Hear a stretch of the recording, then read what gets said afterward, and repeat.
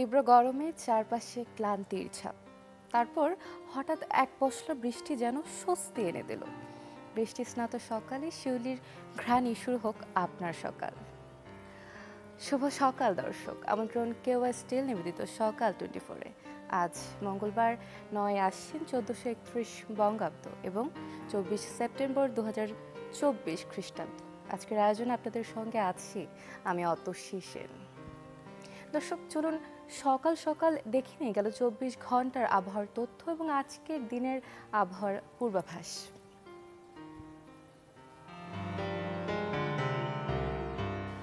ঢাকায় আজকে সর্বোচ্চ তাপমাত্রা 36.6 ডিগ্রি সেলসিয়াস থেকে 29.3 ডিগ্রি সেলসিয়াস।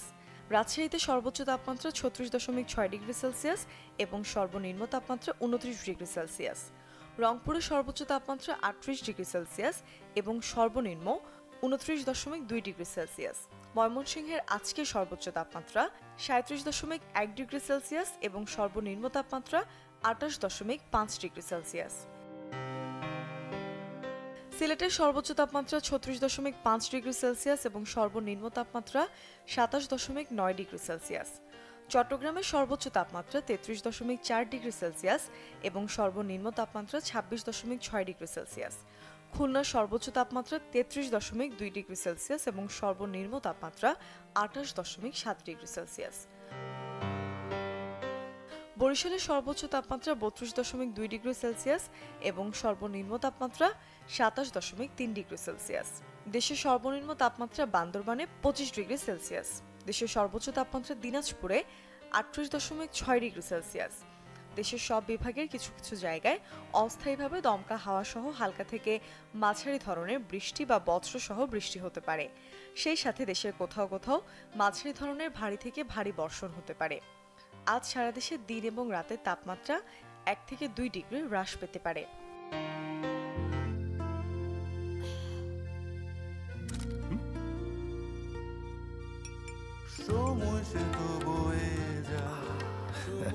এভাবেই সময় পাল্টে যায়, কিন্তু ডিপ্লোমা সেই একই স্বাদে একই মানে যুগ যুগ ধরে রয়ে যায়।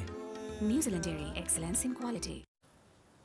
দর্শক, গতকাল তীব্র গরমে জনজীবন হাঁসফাঁস করলেও গত রাতে কিন্তু আমরা এক পশলা স্বস্তির বৃষ্টি দেখেছি এবং আজকে সারাদিনও কিন্তু বৃষ্টির সম্ভাবনা রয়েছে। দর্শক চলুন সকাল সকাল আপনাদের নিয়ে যেতে যাই একটু পঞ্চগড়ে।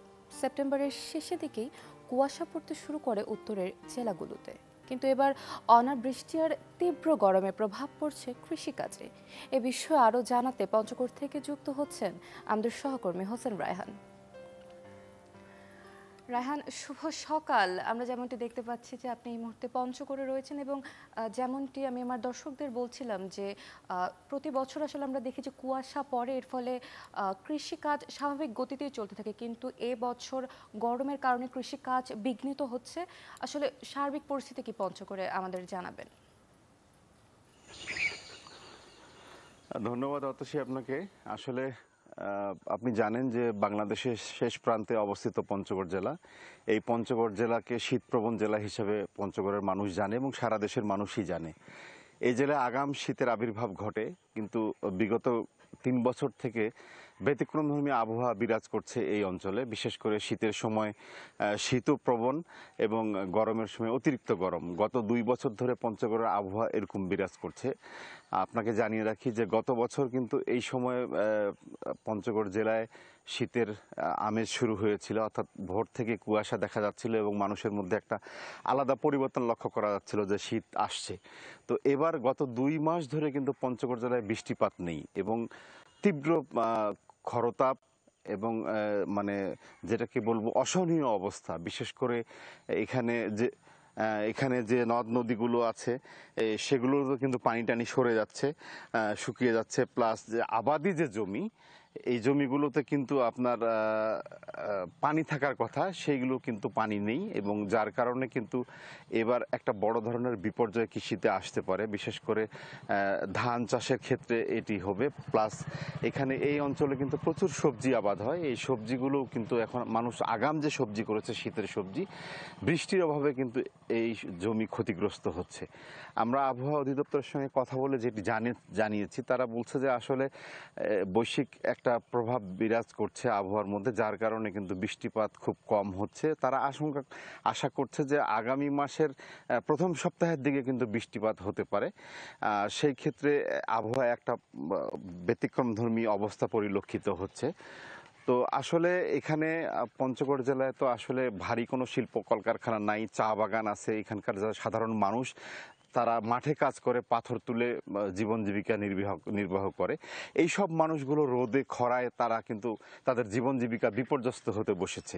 পাশাপাশি আপনাকে জানিয়ে রাখি যে হাসপাতালগুলোতে প্রতিদিন কিন্তু এই যে আবহাওয়ার যে পরিবর্তন, সেই পরিবর্তনের কারণে প্রতিদিন শিশু এবং বয়স্ক মানুষরা আক্রান্ত হয়ে হাসপাতালগুলোতে আসছে। চিকিৎসকরা যেটা জানিয়েছে যে আসলে তীব্র গরমের কারণে মানুষ, দুই রকম আবহাওয়ার কারণে মানুষ আক্রান্ত হচ্ছে, বিশেষ করে শিশুরা। ডাক্তারদের পরামর্শ হচ্ছে বেশি করে পানি পান করা এবং ঠান্ডা জায়গায় অবস্থান করা। আমরা জেলা প্রশাসনের সঙ্গে কথা বলেছি, তিনি আমাকে জানিয়েছেন যে আসলে এখানে মানুষের কর্মক্ষেত্র সৃষ্টি করার জন্য সরকারিভাবে তেমন কোনো কিছু না থাকলেও তারা নজরে রেখেছে 5টি উপজেলার যারা দুস্থ মানুষ, যারা প্রান্তিক মানুষ, তারা যেন এই দুর্যোগ সময়ে তাদের খাওয়ার বিষয়টি নিশ্চিত করতে পারে, তার জন্য তারা কাজের বন্দোবস্ত করেছে। তো সব মিলে একটা গুমোট অবস্থা বিরাজ করছে। আশা করা যাচ্ছে যে সামনে মাসেই প্রথম সপ্তাহে বৃষ্টিপাত হতে পারে, হলে পরিস্থিতি স্বাভাবিক হবে। তো এই ছিল পঞ্চগড়ের সার্বিক পরিস্থিতি নিয়ে আমার কাছে। রায়হান, আপনাকে অসংখ্য ধন্যবাদ আমাদের সাথে যুক্ত হবার জন্য। দর্শক, আমরা ছিলাম পঞ্চগড়ে, আমরা দেখছিলাম যে আসলে সেখানকার পরিস্থিতি। অনাবৃষ্টির ফলে খাদ্যাভাব সহ কৃষিকাজে বিরূপ প্রভাব পড়ছে পঞ্চগড়বাসীর উপর।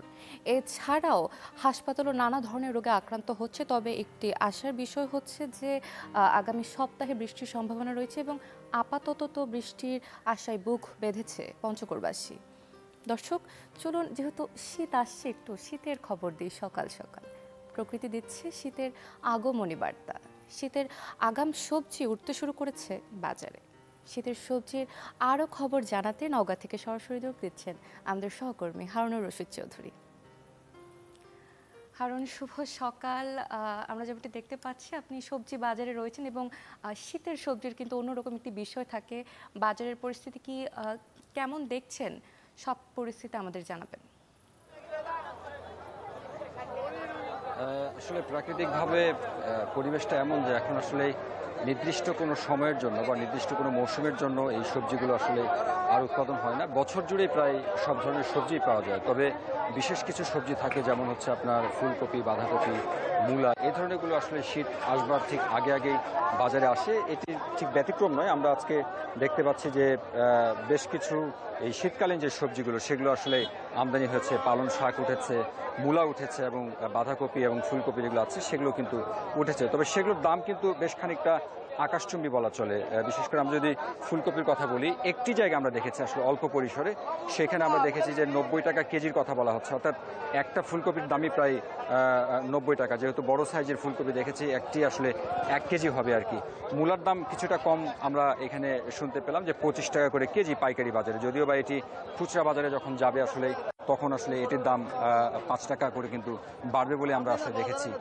আর অন্যান্য যে সবজির কথা যদি আপনাকে বলি, অন্যান্য সবজির দাম গত এক সপ্তাহের ব্যবধানে বেশ খানিকটা কমই বলা চলে। আমরা যতটুকু জানতে পারলাম যে আজকে কাঁচামরিচের কথা যদি বলি, এই কাঁচামরিচ বিক্রি হচ্ছে 130 টাকা কেজি, যেটি গত সপ্তাহে ছিল 200 টাকা কেজি।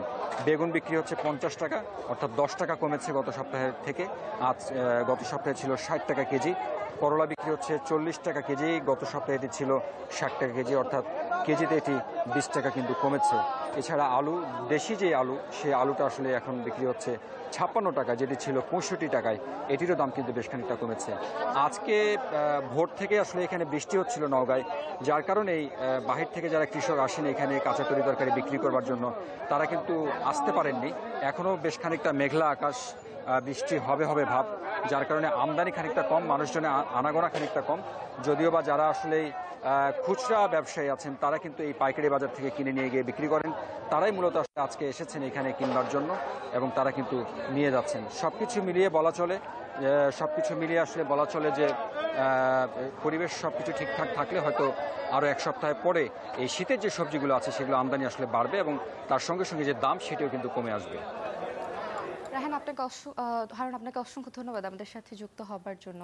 দর্শক, আমরা শীতের সবজির বাজারের পরিস্থিতি জানছিলাম এবং আসলে যেমনটি আমরা জানতে পারলাম যে সার্বিক পরিস্থিতির ফলে কিন্তু আমাদের বাজারে কিন্তু একটু সবজির দামের ক্ষেত্রে আমরা অন্যরকম একটি পরিস্থিতি দেখতে পেলাম। এছাড়াও আসার একটি বিষয় হচ্ছে যে হয়তোবা আগামী সপ্তাহে সবজির দাম নিয়ন্ত্রণে আসবে এবং আমদানিও বেড়ে যাবে। দর্শক, এ পর্যায়ে আমি আপনাদের জানিয়ে দিব আজকের দিনের দৈনিক পত্রিকাগুলোর প্রধান প্রধান শিরোনাম। শুরু করছি প্রথম আলো দিয়ে।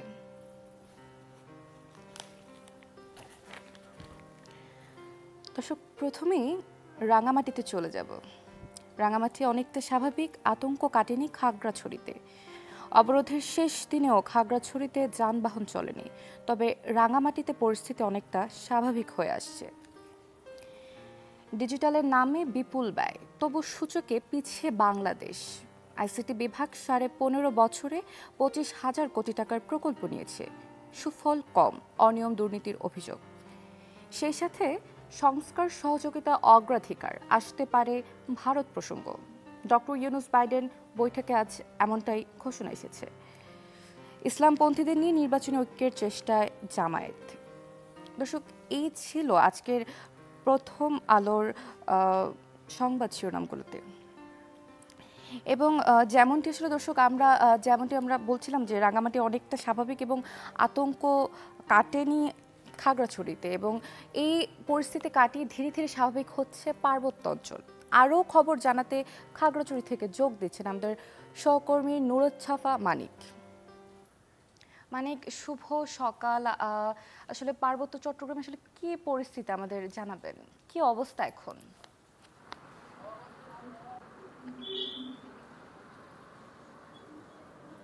দেখুন, আপনি যেমনটি বলছিলেন যে এখানকার পরিস্থিতি এখনো যে কাটেনি, তবে এটি বলা চলে এটি উত্তম হয়েছে। কারণ হচ্ছে আমরা দেখেছি গত শুক্রবার কিংবা শনিবারের যে পরিস্থিতি ছিল, এখন কিন্তু সেই পরিস্থিতি নেই। এখন পুরোপুরি পরিস্থিতি স্বাভাবিক, এবং 72 ঘন্টার যে অবরোধ ছিল, যে যুগ্ম ছাত্র জনতার ডাকা, সেই অবরোধে কিন্তু শেষ হয়েছে। আমি যদি একটু দেখানোর চেষ্টা করি, আমি এখন আছি খাগড়াছড়ির, যেখান থেকে হচ্ছে বিভিন্ন দূর দূরান্তের ঢাকা, চট্টগ্রাম, ফেনী, কুমিল্লা সহ দেশের বিভিন্ন প্রান্তের বাস, যেখান থেকে যাত্রীবাহী বাস চলাচল করে, সেই স্টেশন কাউন্টারগুলোতে আছি। এবং এই সকাল প্রায় 7টারও আগে থেকে এখানকার যারা যাত্রীরা 3 দিন যাতায়াত করতে পারেননি, কোথাও যেতে পারেননি, তারা কিন্তু সকাল থেকে এসেছেন। এসে তারা টিকিট সংগ্রহ করে যার যার গন্তব্যে যাওয়ার চেষ্টা করছেন। এবং ব্যস্ততম হয়ে উঠেছে এই যে নারিকেল বাগানের যে স্টেশন পাড়াগুলো, যে কাউন্টার পাড়াটা, সেই এলাকা কিন্তু জমজমাট রয়েছে। আজকে সকাল থেকে যে চিরচেনা রূপে ব্যস্ততার মধ্যে ফিরতে শুরু করেছে এই এলাকা। এবং সাজেকের যেসব পর্যটকরা 4 দিন আটকা ছিলেন, সেই সাজেক থেকে পর্যটকরা কিন্তু আজকে সকাল 6টার পর বিশেষ একটি এসকর্টের মাধ্যমে তাদেরকে কিন্তু ফেরত আনা হচ্ছে খাগড়াছড়ি সদরে। এবং খাগড়াছড়ি সদরে ফেরত আসার পরে পর্যটকরা যে যার গন্তব্যে পৌঁছে যাবেন। এবং নিয়মিত যে কার্যক্রম সাজেক যাওয়ার সকাল কিংবা বিকেলের, সেই কার্যক্রম কিন্তু আজ থেকে চালু হচ্ছে। এবং খাগড়াছড়িতে গত রাতে যেহেতু ঢাকা থেকে এবং দেশের বিভিন্ন প্রান্ত থেকে নৈশ কোচগুলো ছেড়ে এসেছে, এবং সকালে খাগড়াছড়িতে পৌঁছেছে। এবং খাগড়াছড়িতে পৌঁছানোর পরে অনেক পর্যটক আজকে কিন্তু সাজেক যাওয়ার জন্য তারা এসেছেন।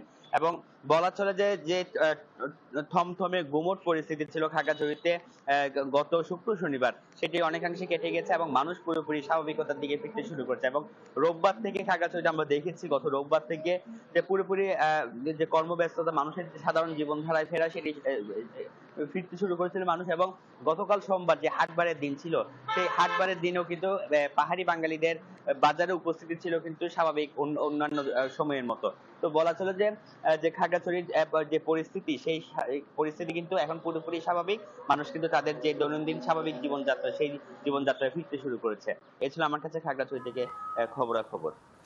ধন্যবাদ মানিক আমাদের খবর জানাবার জন্য। দর্শক, আমরা এতক্ষণ ছিলাম খাগড়াছড়িতে, পত্রিকা পড়তে পড়তে আপনাদের জানাচ্ছিলাম খাগড়াছড়ির আপডেট। এবং যেটা আসলে আমরা জানতে পারলাম যে গুমোট পরিস্থিতি অতিক্রম করে আসলে ক্রমেই খাগড়াছড়ি স্বাভাবিক পরিস্থিতিতে ফিরে আসছে। এবং আসলে আমরা এটি চাই যে স্বাভাবিক জীবনে চলে আসুক আমাদের পাহাড়ি বাঙালিরা।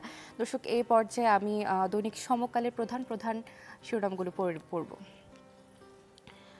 ছাত্র জনতার অভ্যুত্থানে 135 শিক্ষার্থীর প্রাণ ক্ষয়। রাজধানী ও উপকণ্ঠে অন্তত 96 শিক্ষার্থী নিহত। যাত্রাবাড়ী শনির আখড়ায় সর্বোচ্চ হত্যা 20 জনকে। কত মানুষের মৃত্যু এখনও অজানা। স্বাস্থ্য অধিদপ্তর বলছে 631 জন, HRSS বলছে 875 জন, ছাত্র আন্দোলনের স্বাস্থ্য উপকমিটি বলছে 1423 জন। সেই সঙ্গে অশান্ত আশুলিয়া বন্ধ অর্ধশতাধিক পোশাক কারখানা। কয়েকদিনের মধ্যে আবার অশান্ত আশুলিয়া শিল্পাঞ্চল। গতকাল সোমবার এখানে সড়ক অবরোধ, বিক্ষোভ ও কর্মবিরতি পালন করেন বিভিন্ন পোশাক কারখানার শ্রমিকরা। সেই সাথে সিন্ডিকেটের কবলে ইলিশ, ধরা ছোঁয়ার বাইরে দাম। উৎপাদন বাড়ছে প্রতি বছর, জেলে থেকে ভোক্তা কয়েক হাত ঘুরে দর নাগালের বাইরে। পাইকারি ও খুচরা ব্যবধান থাকায় কেজিতে প্রায় 200 টাকা। উৎপাদন এলাকায় 10 দিনে মনে দাম বৃদ্ধি 10,000 টাকা। দর্শক, এই ছিল দৈনিক সমকালের প্রধান প্রধান শিরোনাম। এই পর্যায়ে আমি কালের কণ্ঠের প্রধান প্রধান শিরোনামগুলো দেখব। শুরু করছি বিদেশি চক্রান্তে গার্মেন্টসে অস্থিরতা, সংকট কাটছে না। গতকাল 60 কারখানা ছুটি ছিল, শ্রমিক অবরোধ, বিক্ষোভ। দেশের ক্রয়াদেশ কমলেও রপ্তানি বাড়ছে ভারতের। শ্রম মন্ত্রণালয়ে আজ 4 উপদেষ্টার সংবাদ সম্মেলন। নওফেলের নিয়োগ বদলি বাণিজ্য শিক্ষার 12টা। দুর্নীতি অনিয়ম, এমপি হওয়ার পর 5 বছরে সম্পদ বেড়েছে 7 গুণ। বদলি সুপারিশের জন্য নিতেন কয়েক লাখ টাকা। নিউ ইয়র্কে আজ ডক্টর ইউনুস বাইডেন দ্বিপক্ষীয় বৈঠক। জাতিসংঘ সাধারণ পরিষদের অধিবেশনের ফাঁকে আজ মঙ্গলবার যুক্তরাষ্ট্রের প্রেসিডেন্ট জো বাইডেনের সঙ্গে বৈঠক করবেন বাংলাদেশের অন্তর্বর্তী সরকারের প্রধান উপদেষ্টা ডক্টর মোহাম্মদ ইউনুস। দর্শক, এই ছিল দৈনিক কালের কণ্ঠের প্রধান প্রধান শিরোনাম। এই পর্যায়ে আমি দেখব দৈনিক বণিক বার্তার প্রধান প্রধান শিরোনাম। প্রথমেই রয়েছে শিল্প প্রেমে অনন্য দম্পতির ধূসর কর্মকাণ্ড। দেশ বিদেশের শিল্পকর্ম নিয়ে নিয়মিত বিরতিতে আয়োজন হচ্ছে ঢাকা আর্ট সামিট। এতে অংশ নিচ্ছেন আন্তর্জাতিক খ্যাতি সম্পন্ন শিল্পী, বোদ্ধা, শিল্পরসিক ও সংগ্রাহক। এবং যেটি আসলে আরেকটি খবর দেখতে পাচ্ছি যে সড়ক অবরোধ করে শ্রমিক বিক্ষোভ। আশুলিয়া ও গাজীপুরে বন্ধ অর্ধশতাধিক কারখানা। এবং এই সংবাদ শিরোনামটি কিন্তু আমরা সমকালেও পড়ছিলাম। এবং সেই সঙ্গে আরও জানাতে চাই ডক্টর ইউনুসের সঙ্গে জো বাইডেনের বৈঠক আজ। এই সংবাদ শিরোনামটি দৈনিক কালের কণ্ঠে আমরা পড়ছিলাম। দর্শক, এই ছিল দৈনিক বণিক বার্তার প্রধান প্রধান শিরোনাম। এ পর্যায়ে দেখব দৈনিক ইত্তেফাকের প্রধান প্রধান শিরোনামগুলো। প্রথমেই আন্তর্জাতিক একটি খবর। লেবাননে ইসরায়েলি হামলায় 350-র বেশি নিহত। লেবাননে বড় ধরনের হামলা করেছে ইসরায়েল। একদিনের হামলায় 356 মানুষের প্রাণ গেছে। এর মধ্যে 39 নারী ও 21 জন শিশু রয়েছে। সেই সাথে পোশাক কারখানায় অস্থিরতা কাটেনি। অবরোধ, বিক্ষোভ এবং এটি নিয়ে কিন্তু আমরা আসলে খাগড়াছড়িতে লাইভও করলাম। দর্শক, আরও জানিয়ে দিতে চাই নিউ ইয়র্কে ডক্টর ইউনুস বাইডেনের দ্বিপক্ষীয় বৈঠক আজ। এই খবরটি আসলে প্রত্যেকটি পত্রিকারই প্রধান প্রধান শিরোনামে আমরা দেখতে পাচ্ছি। দর্শক, এই ছিল আজকের পত্রিকার প্রধান প্রধান শিরোনামগুলো। সকাল 24-এর সময় হলে একটি ছোট্ট বিরতি। ফিরে আসছি বিরতির পর, সাথেই থাকুন।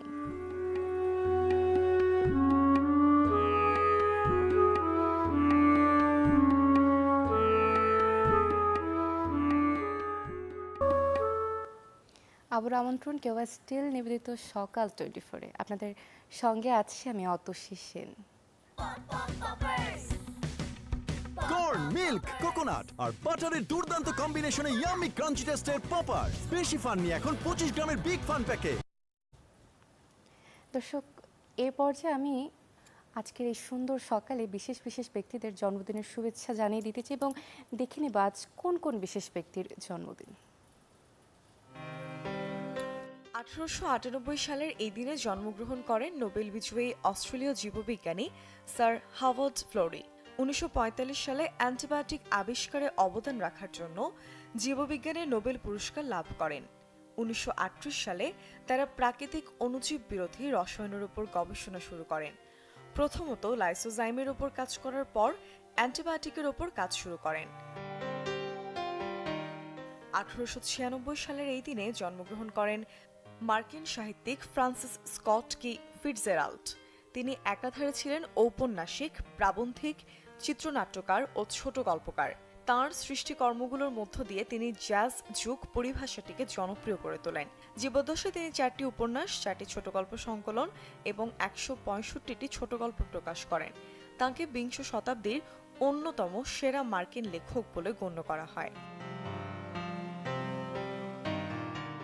1958 সালের এই দিনে জন্মগ্রহণ করেন ভারতীয় অভিনেত্রী মহুয়া রায়চৌধুরী। 1973 সালে তরুণ মজুমদার পরিচালিত শ্রীমান পৃথ্বীরাজ ছায়াছবিতে প্রথম অভিনয় করেন। তাকে বাংলা চলচ্চিত্রের অন্যতম সফল অভিনেত্রী হিসেবে বিবেচনা করা হয়। তিনি ফিল্মফেয়ার পুরস্কার সহ বেশ কয়েকটি পুরস্কার পেয়েছেন। 1987 সালে পঞ্চম দামেস্ক আন্তর্জাতিক চলচ্চিত্র উৎসবে তাঁকে মরণোত্তর শ্রেষ্ঠ অভিনেত্রী পুরস্কার প্রদান করা হয়। 1959 সালের এই দিনে জন্মগ্রহণ করেন সাংবাদিক মিশুক মুনির। পুরো নাম আশফাক মুনির চৌধুরী। তিনি ছিলেন একাধারে শিক্ষক, সাংবাদিক, চিত্রগ্রাহক এবং চলচ্চিত্র ভিডিও গ্রাহক। মিশুক মুনিরকে বাংলাদেশ টেলিভিশন সাংবাদিকতার পথিকৃৎ বলা হয়। দর্শক, আজ 24 সেপ্টেম্বর। আজকের এই দিনে আমার দর্শকদের যাদের জন্মদিন, আপনাদের সবাইকে জানাই জন্মদিনের অনেক অনেক শুভেচ্ছা। দর্শক, সকাল 24-এ তো আমরা অনেক দেশের খবর দেখলাম। চলুন এবার আপনাদের একটু বিদেশের খবর জানিয়ে দিই।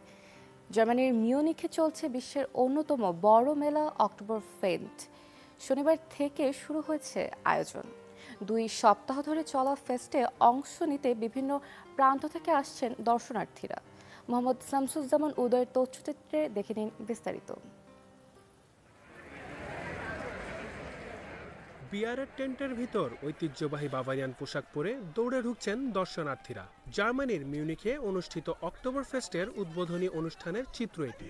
বিয়ারের ড্রামে হাতুড়ির টোকা দিয়ে অনুষ্ঠানের সূচনা করেন মেয়র দিদিয়ের রেইটার। এরপর খোলা আকাশে 12টি গুলি করে আনুষ্ঠানিকভাবে শুরু হয় এ আয়োজন। এবছর মোট 18টি তাঁবুতে পালন করা হচ্ছে এ উৎসব। টেন্টের ভিতরে চলে সঙ্গীত আর গানের তালে তালে বিয়ার পানে মাতেন দর্শনার্থীরা। বিয়ারের পাশাপাশি তাদের সামনে থাকে মজাদার সসেজ ও প্রিটজেল। উৎসব উদযাপনে রয়েছে নানা রকমের রাইড ও মজার সব খেলা।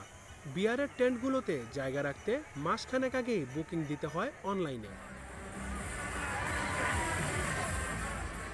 একটি বড় মগ বিয়ার খেতে দাম গুনতে হবে 13.60 থেকে 15.30 ইউরো। তবে এবছর 2023-এর তুলনায় দাম 3.87% বেশি ধরা হয়েছে। জার্মানি প্রায় 1.2 বিলিয়ন আয় করে এই ফেস্ট ঘিরে। 2 সপ্তাহ ধরে চলা উৎসবে এবছর প্রায় 7 মিলিয়ন অতিথির আগমনের আশা করা হচ্ছে। জার্মানির মেয়েরা বিয়ার পান করার জন্য এত বড় উৎসব করে, অনেক উৎসাহ, অনেক উদ্দীপনা এখানে। তো আমার খুবই আনন্দিত লাগছে। জার্মানিতে অক্টোবর ফেস্টের কথা অনেকবার শুনছি, বাংলাদেশের মেলার মতো হয়, কিন্তু আসলে পার্থক্যটা খুবই দেয়, সেটা জানার জন্য আজকে আসলাম। এখানে অনেক দেশের লোক আসে, পুরো ইউরোপের লোক, পাশাপাশি আমেরিকান লোকজনকে আমরা এখানে দেখতে পাই, পাশাপাশি ল্যাটিন আমেরিকা এবং আফ্রিকার অনেক লোক আছে এখানে। প্রতি বছর সেপ্টেম্বর মাসের 3য় শনিবার এই উৎসব শুরু হয় আর শেষ হয় অক্টোবর মাসের প্রথম রবিবার। অক্টোবর ফেস্ট বাভারিয়ান সংস্কৃতির একটি গুরুত্বপূর্ণ অংশ, যা 1810 সাল থেকে চলে আসছে। মোহাম্মদ শামসুজ্জামান উদয়, চ্যানেল 24, জার্মানি। দর্শক, অক্টোবর ফেস্ট নিয়ে দারুণ একটি প্রতিবেদন দেখছিলাম। দর্শক, আজ এই পর্যন্তই। কেবল স্টিল নিবেদিত সকাল 24-এ আবারও দেখা হবে আপনাদের সাথে একই সময়। ততক্ষণ পর্যন্ত ভালো থাকুন, সুস্থ থাকুন এবং সাথেই থাকুন চ্যানেল 24-এর।